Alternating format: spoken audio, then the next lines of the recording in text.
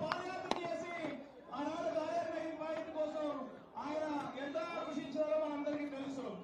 దాంట్లో భాగంగా కాంగ్రెస్ పార్టీ అధికారంలో వచ్చినాక అంత వేగంతో గాలేరు నగర్ ప్రాజెక్ట్ ని గాలేరు నుంచి నగిన వరకు అన్ని ప్యాకేజీలు కూడా ఒకేసారి టెండర్లు పిలిచి చివరి ఆయకట్టు నగిన వరకు కూడా నీళ్లు చేరాలన్న ఉద్దేశంతో రాజశేఖర రెడ్డి గారు జనయజ్ఞంలో భాగంగా పెద్ద ఎత్తున టెండర్లు పిలిచి ఆనాడు కార్యక్రమాలు చేసుకోవడం జరిగింది. ఇవాళ మనం చూసుకున్నట్లయితే ఆనాడు మన కాంగ్రెస్ పార్టీ అధికారంలో కట్టినటువంటి వేణుగోపాల్ సాగర్ కానివ్వండి, ఆర్యు గౌతమ్ గారు కానివ్వండి, అదేవిధంగా కెనాల్స్ కానివ్వండి, కాంగ్రెస్ పార్టీ అధికారం 2014లో చేసిన పనులు తప్ప దాని తర్వాత వచ్చినటువంటి తెలుగుదేశం పార్టీ ప్రభుత్వం కానీ వచ్చినటువంటి వైఎస్ఆర్ పట్టించుకున్న దాఖలాలు లేవు.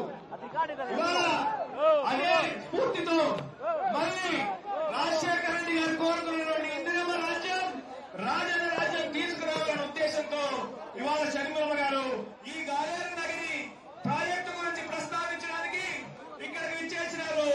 ఈ ప్రాజెక్టు గత 10 సంవత్సరాలుగా ఏమాత్రం ఒక తట్ట మట్టి కూడా ఈ ప్రాజెక్టుని మళ్లీ షణ్ముఖ గారి నాయకత్వంలో దీనికోసం ఇక్కడ మళ్ళా నగరించే ఈ ప్రాజెక్ట్ ని మళ్లీ పునర్నిర్మించడానికి ఒక నాంది పలకడానికి మనందరూ కూడా ఎంతో సంతోషపడాల్సిన అవసరం ఉంది.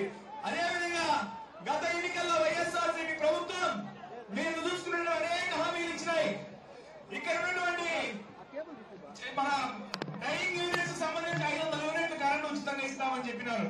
ఇవాళ మనం చూసుకున్నట్లయితే 1000 రూపాయలు వస్తున్నటువంటి కరెంటు బిల్లు ఇవాళ ప్రతి ఒక్క యూనిట్ లో 5,000 రూపాయలు వచ్చే పరిస్థితి ఉంది. ఆనాడు మనం చూసుకున్నట్లయితే ఈ నగరంలో జరిగినటువంటి ఇరిగేషన్ ప్రాజెక్టులు కానివ్వండి, ఈ నగరంలో జరిగిన సీసీ రోడ్లు కానివ్వండి, ఈ నగరంలో జరిగిన డ్రైనేజీలు కానివ్వండి, ఏ ఒక్క అభివృద్ధి కార్యక్రమం ఈ 10 ఏళ్లలో అదనంగా జరిగిందా ఒకసారి మీరు ఆలోచన చేసుకోవాల్సిన అవసరం ఉంది. కనీసం చెత్త పెట్టడానికి కూడా మున్సిపాలిటీ పరిధిలో మనుషులు లేనటువంటి పరిస్థితి. ఇవాళ ఏ వార్డు తిరిగినా కూడా ఘోరానికి ఘోరంగా డ్రైనేజ్ సమస్యలతో, డ్రింకింగ్ వాటర్ సమస్యలతో, అనేక సమస్యలతో ప్రజలు బాధపడుతున్నారు. ఇక్కడ ఉన్నటువంటి మంత్రి ఒక ఆవిడ ఉంది. ఎవరు ఇవాళ మనం చూసుకున్నట్లయితే ఆవిడ పెద్ద పెద్ద మాటలు మాట్లాడుతుంది. ఆవిడ ఒక పక్క చిన్న హామీ కూడా నిండ్ర షుగర్ ఫ్యాక్టరీ రైతులు ఆనాడు చెరుకు రైతులు బకాయి చెల్లించమని ఇదే మంత్రి అక్కడ ధర్నా చేస్తే, అమ్మా నువ్వు 5 సంవత్సరాలు మంత్రిగా ఉన్నావు, అంతకుముందు 5 సంవత్సరాలు ఎమ్మెల్యేగా ఉన్నావు, ఏమైంది చెరుకు రైతు సమస్యను పరిష్కరించావా? ఇవాళ డీడీపీ ప్లాంట్ ఆనాడు రాజశేఖర రెడ్డి గారు అధికారులు శాంక్షన్ చేసి ప్రజలకు మంచి తాగునీళ్ళు, గ్రౌండ్ వాటర్ పొల్యూట్ అవ్వకూడదు అని చెప్పి మంచి ఉద్దేశంతో ఒక డీడీపీ ప్లాంట్ ఆనాడు కాంగ్రెస్ పార్టీ హయాంలో ఇస్తే, ఇవాళ అదే ప్లాంట్ ని మీరు కనీసం మెయింటెనెన్స్ ఛార్జీలు కూడా ఇవ్వకుండా ఆ ప్లాంట్ పూర్తిగా నాశనం చేసే పరిస్థితి. కొత్త ప్లాంట్ ఒక్క రోజు కూడా దాన్ని వాడకుండా ఇవాళ మెయింటెనెన్స్ పరిస్థితి కూడా ఇవ్వని పరిస్థితిలో ఇవాళ నాశనం చేస్తున్నారు. ఏ ఒక్క సమస్య అయినా, ఏ ఒక్క అభివృద్ధి కార్యక్రమం అయినా ఈ నగరంలో పట్టడం జరిగిందా? ఇది బహిరంగ చర్చకు నేను సిద్ధం. ఇక్కడ ఉన్నటువంటి వైఎస్ఆర్సీపీ నాయకులు సిద్ధమని కూడా ఈ వేదిక నుంచి అడుగుతున్నారు.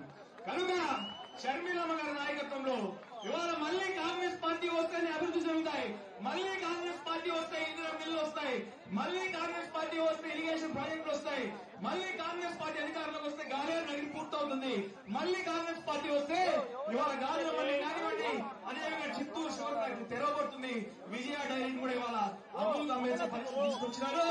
అది కూడా మళ్లీ కాంగ్రెస్ పార్టీ వస్తే లాభాల బాటలో జరిగే పరిస్థితి. ఇవాళ చూస్తే ఎక్కడ చూసినా అవినీతి. మీరు చూసుకుంటే ల్యాండ్ స్కామ్లు, గ్రావెల్ అయితే కొండలు మిగేస్తున్నారు. ఇక్కడ ఒక మంత్రి, జిల్లాలో పెద్ద మంత్రి, దారుణం. కాళ్ళ కట్టిన కొండలు మాయమైపోతాయి రాత్రికి రాత్రి. ఏందయ్యా ఇది? మిమ్మల్ని అడిగేవారు లేరనా? ఆయన పెద్ద మంత్రి అంట, పెద్దారంట. ఏంటి మీకు కనీసం ఇంగిత జ్ఞానం ఉందా? ఎంత డబ్బు కావాలి? ఇంకా గ్రామాలు దోచేస్తున్నారు, క్రషర్లు దోచేస్తున్నారు, శాండ్ దోచేస్తున్నారు. ఒక్కటి కాదు, ఆయనైతే లిక్కర్ లిక్కర్ షాపులు ఎవరైనా ఒక్కరోజైనా పేటిఎం ద్వారా క్రెడిట్ కార్డు ద్వారా పేమెంట్ చేస్తారా? ఈ మందులు ఎక్కడైనా భారతదేశంలో మన ఆంధ్రలో ఎక్కడ దొరుకుతుందా? ఇవాళ అంత దౌర్భాగ్యం ప్రపంచంలో ఎక్కడ దొరికిన పరిస్థితి. మొదలే చూసాం. మా షర్మిలమ్మ గారు ప్రస్తావించినారు, రాష్ట్రానికి స్పెషల్ స్టేటస్ ఎలా బాబు అంటే స్పెషల్ స్టేటస్ మందుబాట్లు ఇచ్చినారు, రాజధాని ఎలా బాబు అంటే క్యాపిటల్ మందుబాట్లు ఇచ్చినారు. నిన్నటికి నిన్న డిఎస్సి వదలరా బాబు అని మా యువకులందరూ అడిగితే డిఎస్సి మందుబాట్లు పెట్టినారు. ఏది ఇంత దారుణమా? అడిగేవారు లేదనా? దోచేస్తున్నారు. ప్రజలందరూ కూడా ఆలోచన చేసుకోవాల్సిన అవసరం ఉంది. ఇక్కడ చూస్తే ఇళ్ళ లేఅవుట్లు వేస్తే లేఅవుట్లో కూడా 2-3 ప్లాట్లు ఇవ్వాల్సిన పరిస్థితి. సబ్ రిజిస్టర్ లో ఎవరో రిజిస్ట్రేషన్ చేసుకుంటే నా జీవితంలో నేను కూడా 15-20 సంవత్సరాలుగా ప్రత్యక్ష రాజకీయాల్లో చూస్తున్నాను.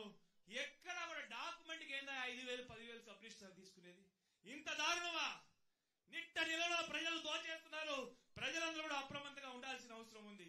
కనుక షర్మిలమ్మ గారి నాయకత్వంలో ఇవాళ మళ్లీ మన కాంగ్రెస్ పార్టీ ఆవిడ గ్రామాన్ని తిరుగుతున్నారు, ఊరా తిరుగుతున్నారు.